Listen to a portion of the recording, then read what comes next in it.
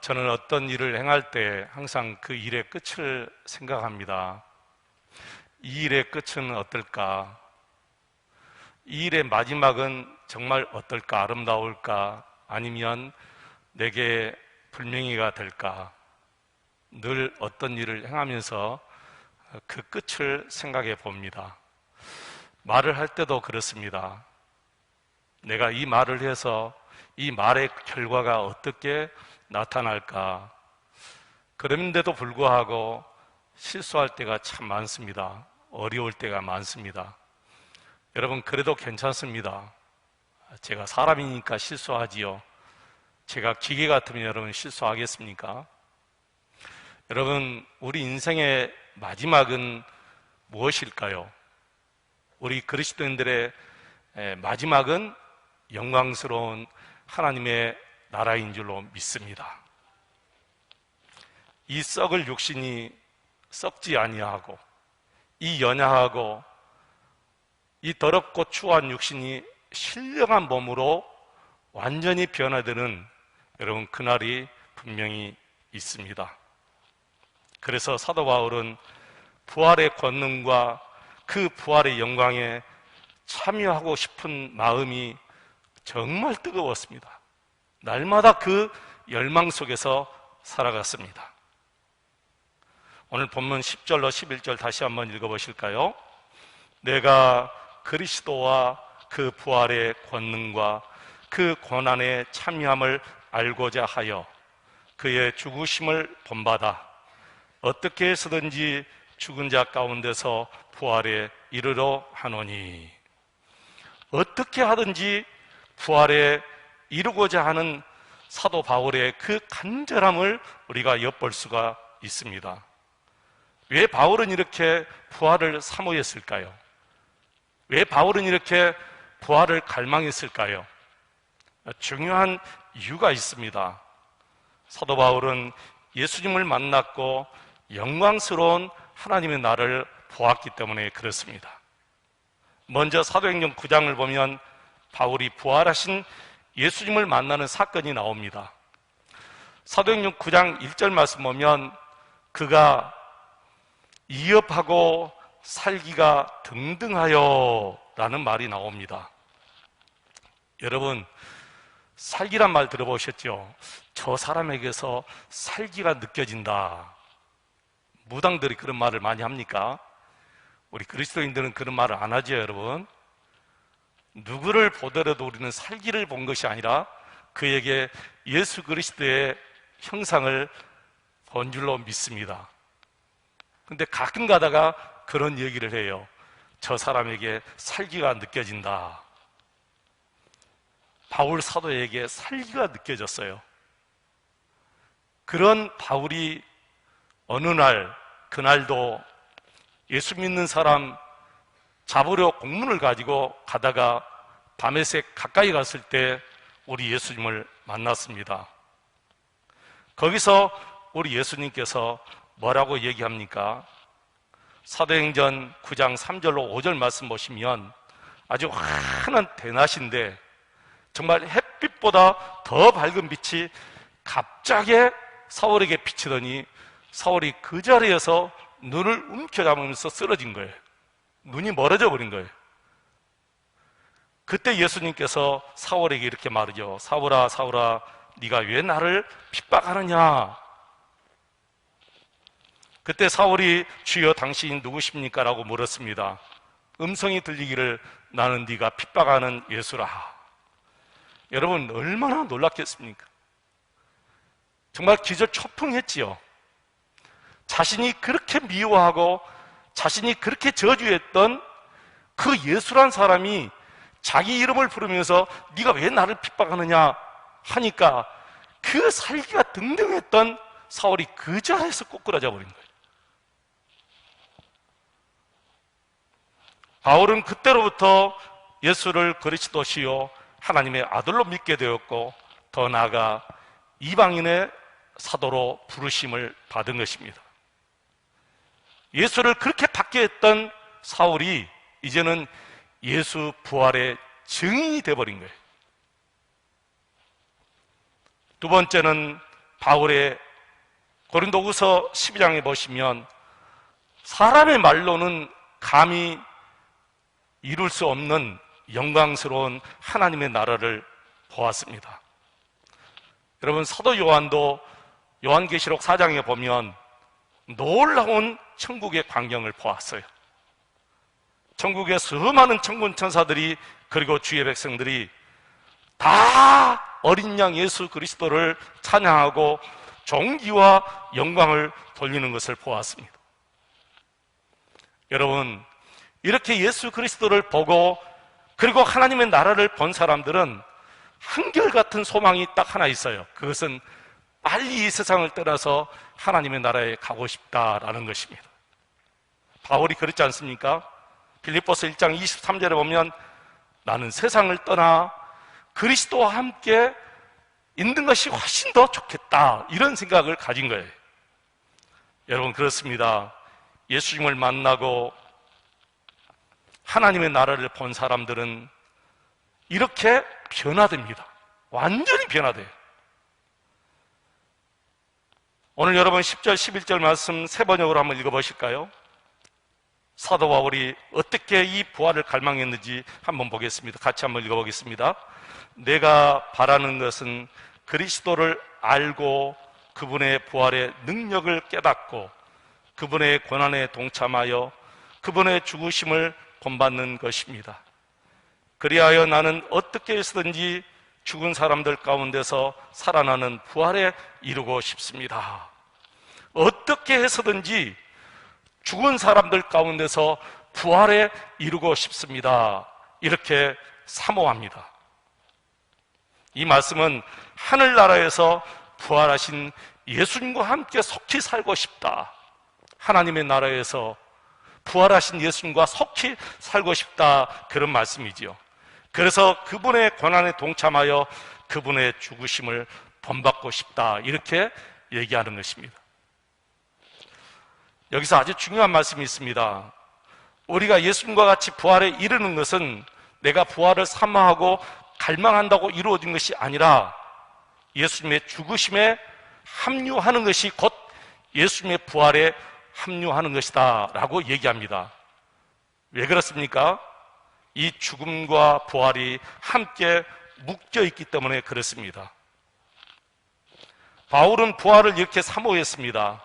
영광스러운 하나님의 나라에서 부활의 몸으로 부활하신 예수님과 함께 있고 싶다는 마음이 간절했습니다. 사람이 어떻게 이렇게 여러분 변할 수 있을까요? 그 당시에 모든 세상 사람들이 다 변해도 변하지 않는 사람들이 있다, 이런 말이 있어요. 누구죠? 바리새인들입니다.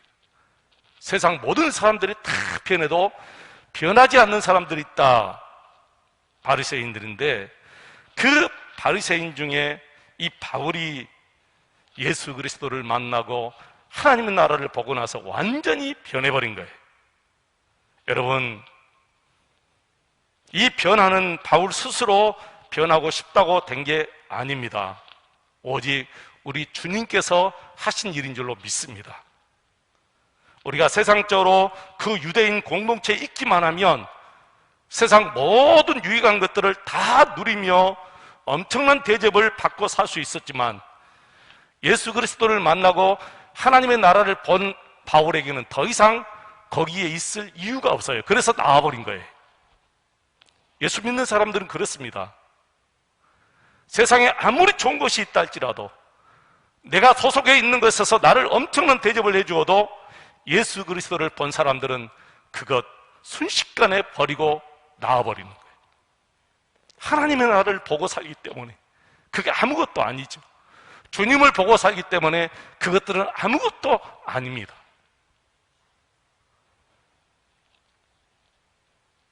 예수 그리스도를 만나면 이렇게 변하는 게 여러분 정상입니다. 이 세상보다 하나님의 나라를 더 갈망하며 소망하는 것입니다.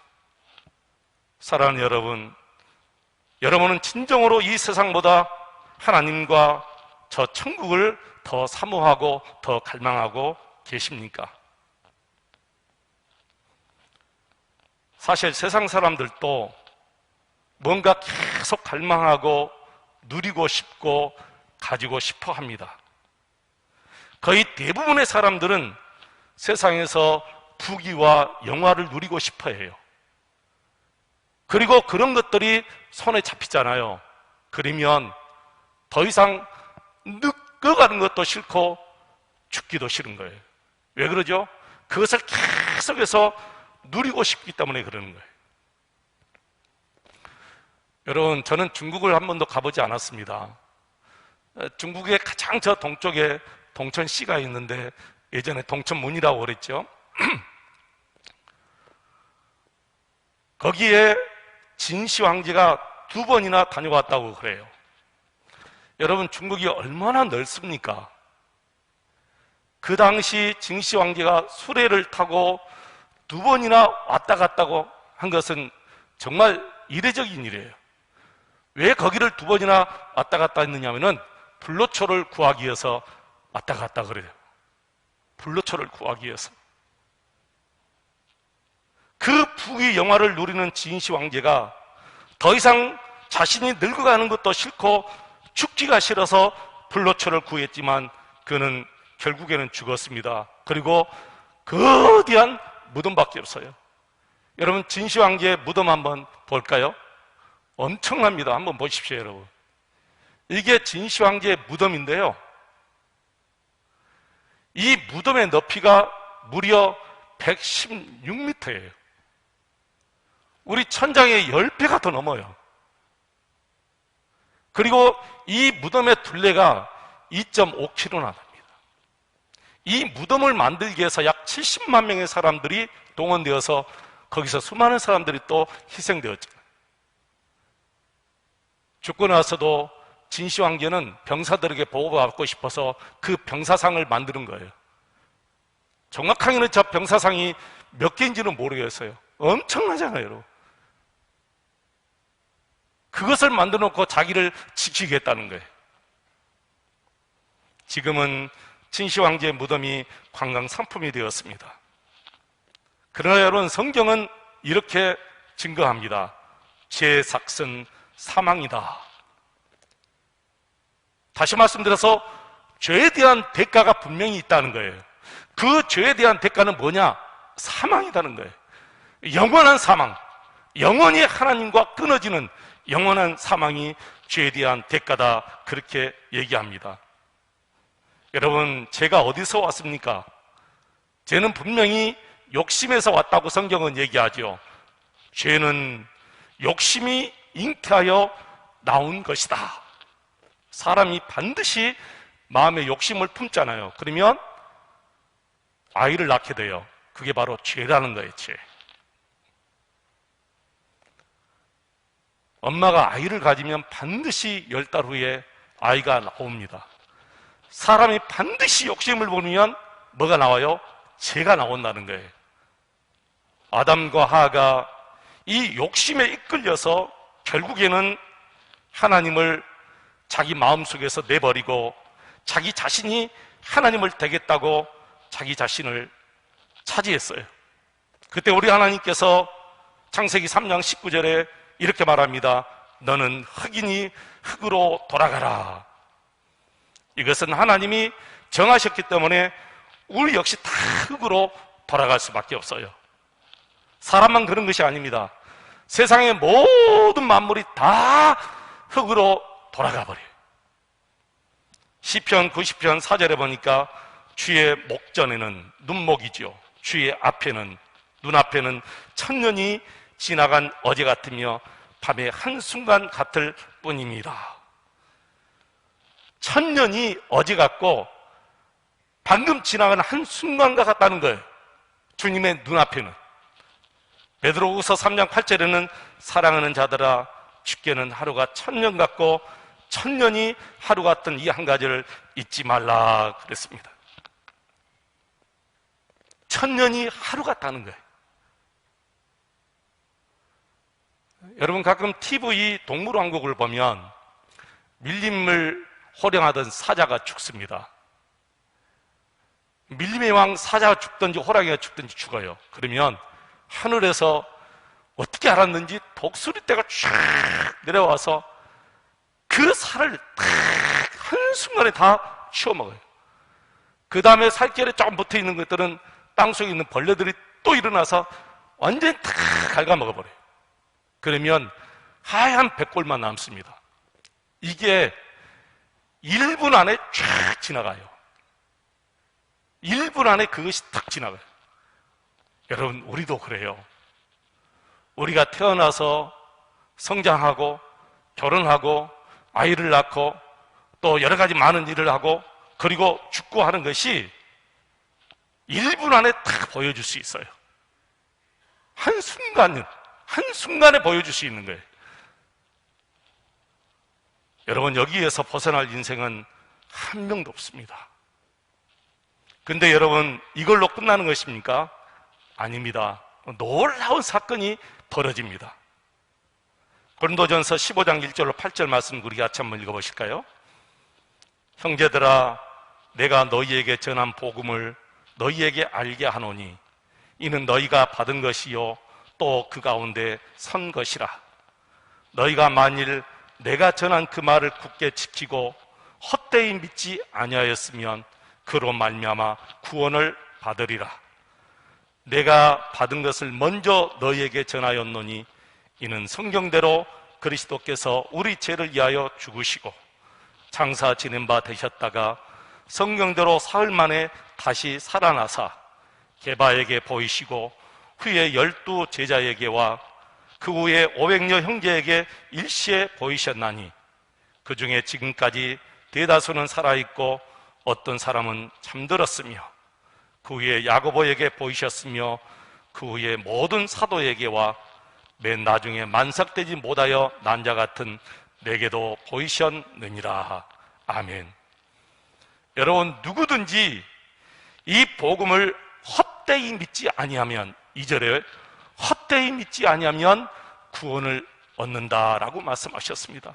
누구든지 이 복음, 그럼 이 복음이 무엇입니까? 바로 예수 그리스도께서 성경대로 죽으시고 성경대로 사흘 만에 다시 살아나셨다고 하는 부활을 믿는 자는 누구든지 구원을 받는다라고 말씀합니다. 바울 사도가 이 편지를 기록한 당시에도 이 부활의 증인들이 정말 대다수가 살아있었다, 그렇게 얘기합니다. 이런 부활의 주님을 만삭되지 못하여 태어난 자 같은 자신에게도 보여주셨다라고 말씀합니다. 그리고 부활이 어떻게 일어나는지 비유를 통해서 그 다음에 이렇게 성경에 얘기하죠. 여러분, 씨앗을 떨어뜨리면 그 씨앗이 죽습니다. 근데 그 씨앗이 죽지만 다른 형태로 인해서 다시 태어나요. 그것을 성경은 이렇게 말하지요. 고린도전서 15장 42절로 49절 말씀 우리 같이 또 한번 읽어보겠습니다. 이 말씀을 읽으면서 제가 울었어요. 같이 한번 읽습니다. 죽은 자의 부활도 그와 같으니 썩을 것으로 심고 썩지 아니할 것으로 다시 살아나며 욕된 것으로 심고 영광스러운 것으로 다시 살아나며 약한 것으로 심고 강한 것으로 다시 살아나며 육의 몸으로 심고 신령한 몸으로 다시 살아나나니 육의 몸이 있은즉 또 영의 몸도 있느니라.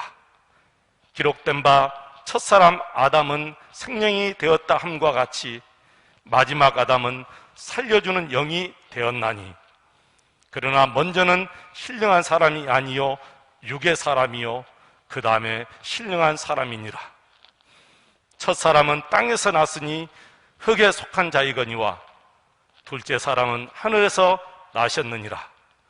무릇 흙에 속한 자들은 저 흙 속에 속한 자와 같고 무릇 하늘에 속한 자들은 저 하늘에 속한 이와 같으니 우리가 흙에 속한 자의 형상을 입은 것 같이 또한 하늘에 속한 이의 형상을 입으리라. 아멘.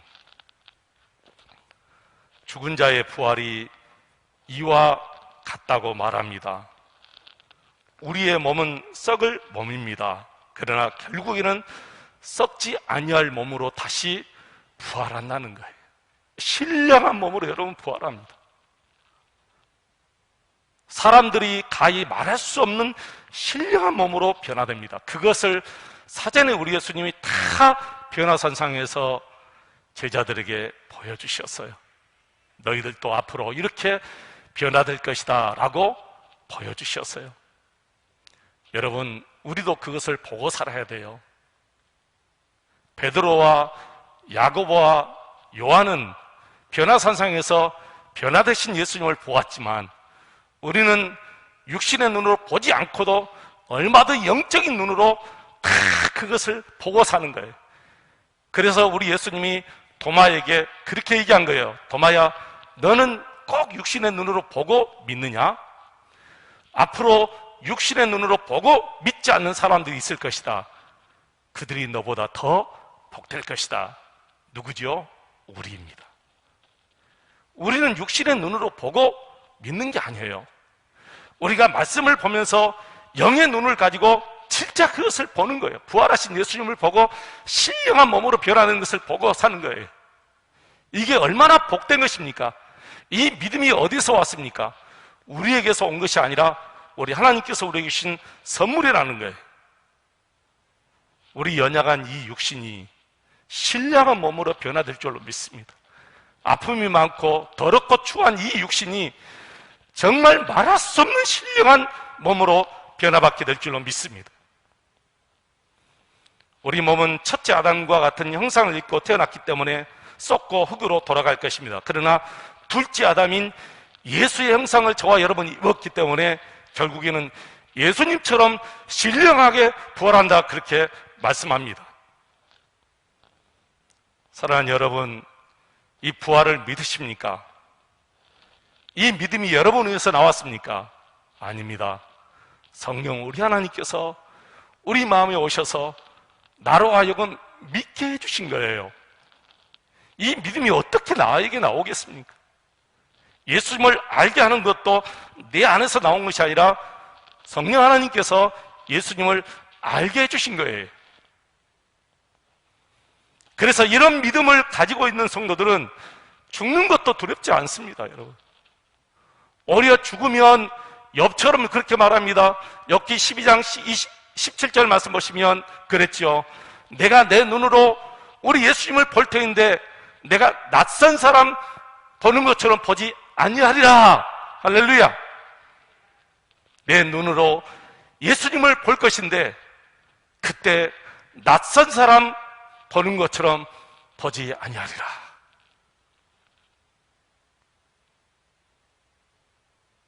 저는 욥이 되었던 요셉이 되었던 다윗이 되었던 성경에 나오는 인물들은 진짜 지금 하나님 앞에 가 있을 텐데 하나님 앞에 딱 섰을 때 낯선 사람 보듯이 보았을까요? 전혀 노.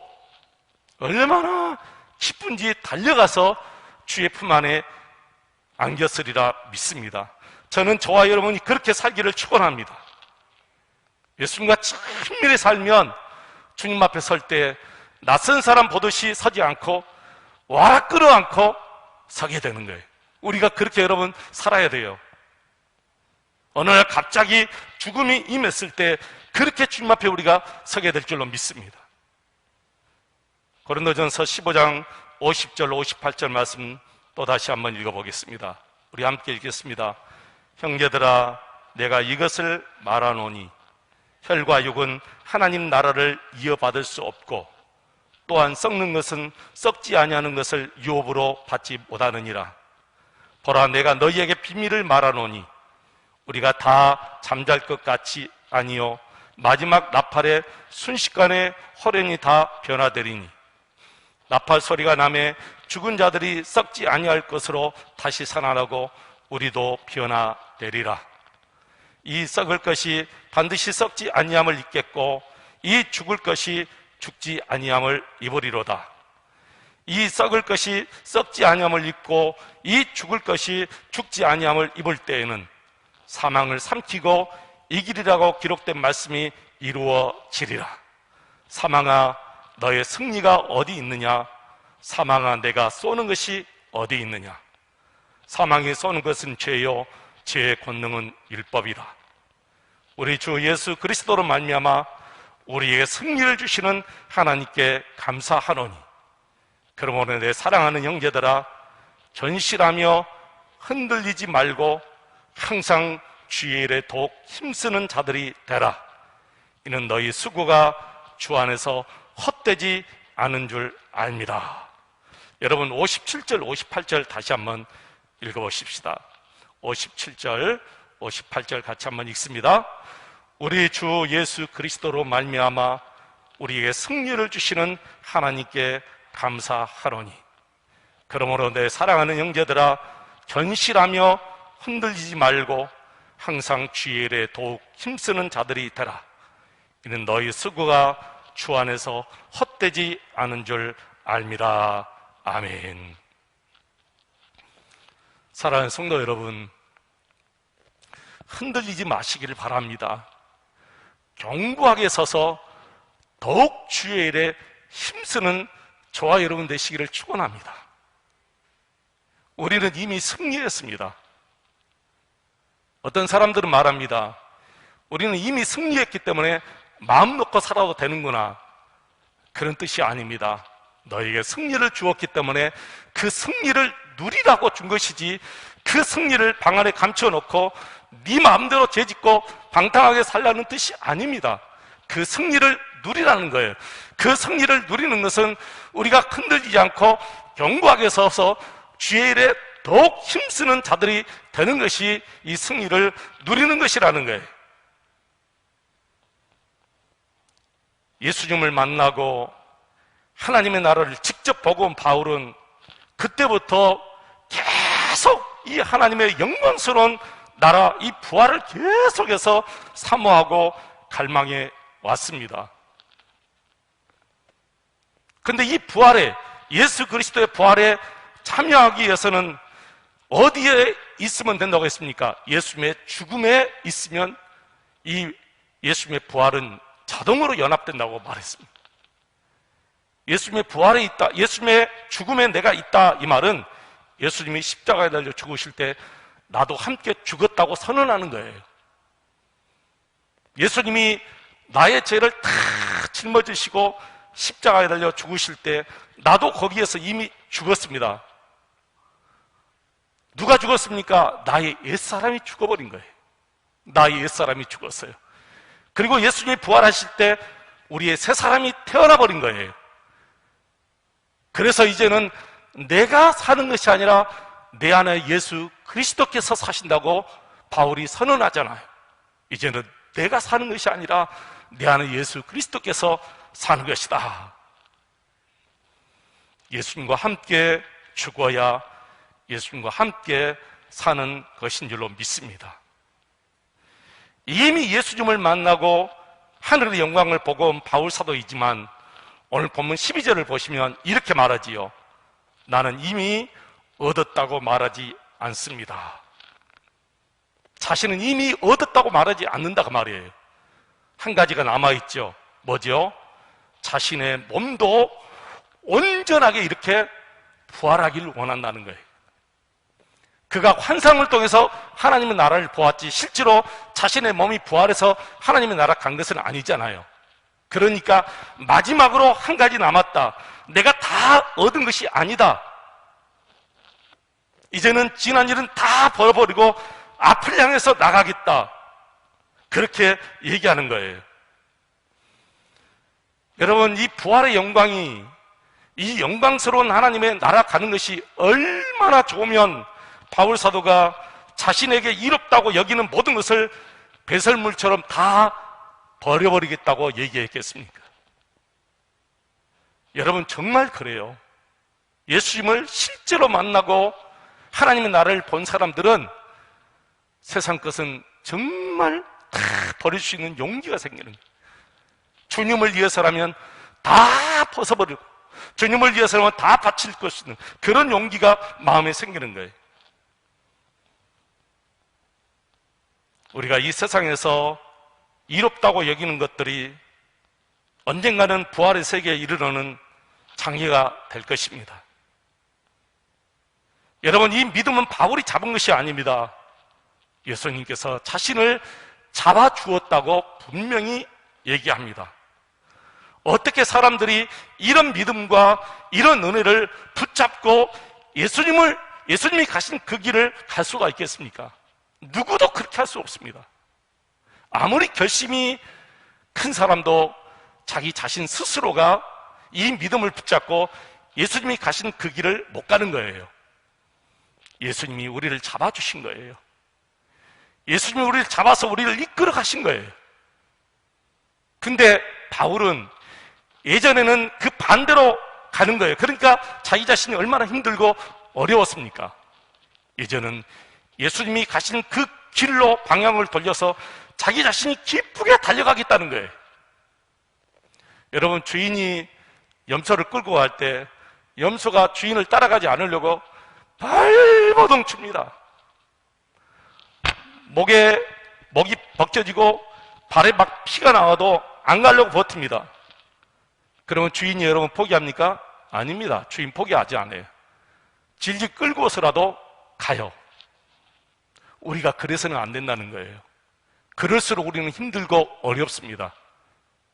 우리 예수님은 우리가 잘 되기 위해서 영광스러운 하나님의 나라를 보여주시고 그리고 더 좋은 풍성한 꼴을 준비한 것으로 이끌어가는데 우리는 그것도 모르고 계속해서 세상을 향해서 가려고 반대로 가려고 하면 예수님이 포기할까요? 포기하지 않아요. 그 대신 어떻게 합니까? 우리를 질질 끌고서라도 예수님이 원하시는 것을 끌고 갑니다. 그러나 우리는 어떨까요? 우리는 더 힘들죠. 더 고달프지요. 더 정말 고통스러워요. 그러니까 우리가 속히 주님을 알고 주님께서 원하신 그 길을 향해서 기쁨으로 달려가는 거예요. 자원하여 달려가는 거예요. 예수님께서 원하신 그 길을 향해서 달려가는 거예요. 그러니까 바울은 환난이나 핍박이나 그 어떤 것도 기쁜 거예요. 그런 것들이 자신을 하나님의 사랑에서 끊을 수 없다고 선언해버린 거예요. 여러분, 그러지 않겠습니까? 억지로 가면 힘들죠. 억지로 따라가면, 억지로 신앙생활하면 정말 힘들어요. 기쁨이 없어요. 그러나 내가 기쁨으로 따라가면 내 앞에 환난이 있고 고통이 있고 핍박이 있어도 그게 기쁜 거예요. 진짜 그게 기뻐요. 오늘 우리도 이 주님의 고난에 참여하는 것이 부활의 영광에 이르는 길임을 우리가 알아야 됩니다. 이 길은 우리가 선택한 길이 아닙니다. 우리는 본질상 썩을 영광만 구하는 자들이었습니다. 그런 우리를 우리 예수님이 우리 뒷덜미를 딱 붙잡았듯이 우리를 붙잡고 가시는 것입니다. 갈 때 우리는 예수님을 바라보고 예수님 앞에서 우리가 정말 기쁘게 달려가는 저와 여러분 되시기를 축원합니다. 사랑하는 성도 여러분, 우리 마지막은 어디입니까? 우리 마지막은 무엇입니까? 이 보잘것 없고 이 연약하고 이 아픔이 많고 질병이 많은 이 더럽고 추한 이 육신, 신령한 몸으로 변화되어서 부활하신 주님을 만나게 될 것이고 영광스러운 하나님의 나라에서 어린 양 예수 그리스도를 찬송하며 그분께 존귀와 영광을 올려드리게 될 줄로 믿습니다. 우리는 곧 거기에서 만나게 될 줄로 믿습니다. 여러분을 만나게 될 것이고 우리 신앙의 선조들을 만나게 될 것이고 우리 믿음의 선배들을 분명히 영광스러운 하나님의 나라에서 만나게 될 줄로 믿습니다.